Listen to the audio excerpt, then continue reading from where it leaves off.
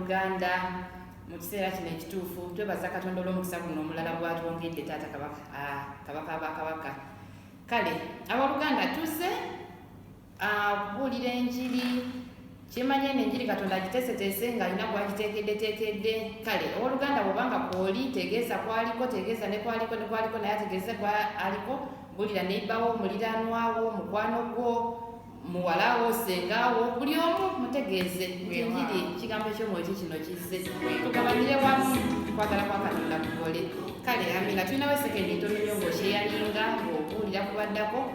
Mukama abawe omukisa bannange. Amen. Mukono sharing owooluganda bayite bonna.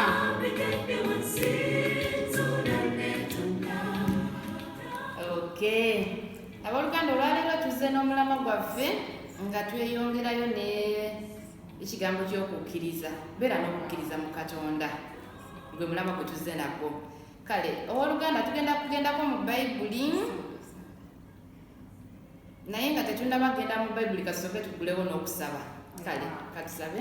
Kitange omuyinza w'ebintu byonna tukusinza tukugulumiza Katonda asinga bakatonda, tukwebaza olw'ekisa kye ekingi ky'otutaddeko mu kaseera kano n'otukkiriza Mukama n'otulondayo mu bangi n'otuteekawo Mukama tusobole okubeera omu ku abo abakuweereza taata.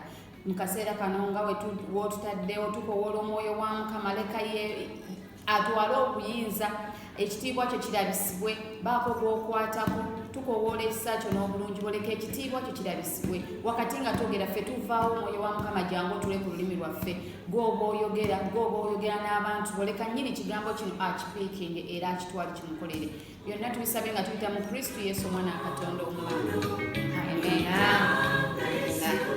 Kale abooluganda tugende mu Bayibuli. Bikula Bayibuli oba tolina Bayibuli osobola owandiika awantu wonna, osobola owandiika mu message mu ssimu, osobola okuwandiika awantu wonna wona ofunira obudde osome Bayibuli. Ekigambo kino okyetaaga. Abooluganda Bayibuli kye kitabo eky'obulamu era oba tolina Bayibuli nkwegayiridde tunda kyolina ogule Bayibuli kuba Bayibuli kye kigambo eky'obulamu.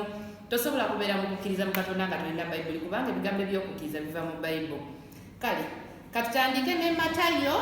Tugenda kutandikira ne Matayo ensula ya 17 olunyiriri kalutandikire ku lwabiri. Waawo Matayo 17 olunyiriri olwabiri lugamba nti n'abagamba nti olw'okukkiriza kwammwe okuba okutono, kubanga ddala mbagamba nti singa mulina okukkiriza okwenkana ng'akaweke kakaladaali bwe mulingamba olusozi luno nti vaawo wano genda wali, kale luligenda, so singa tewali kigambo kyemutayinza. Amina. Twebaza Katonda. Abooluganda Bayibuli egambye nti n'abagamba nti olw'okukkiriza kwammwe okuba okutono. Abooluganda kino kitegeeza ki? Nti bw'obeera n'okukkiriza okutono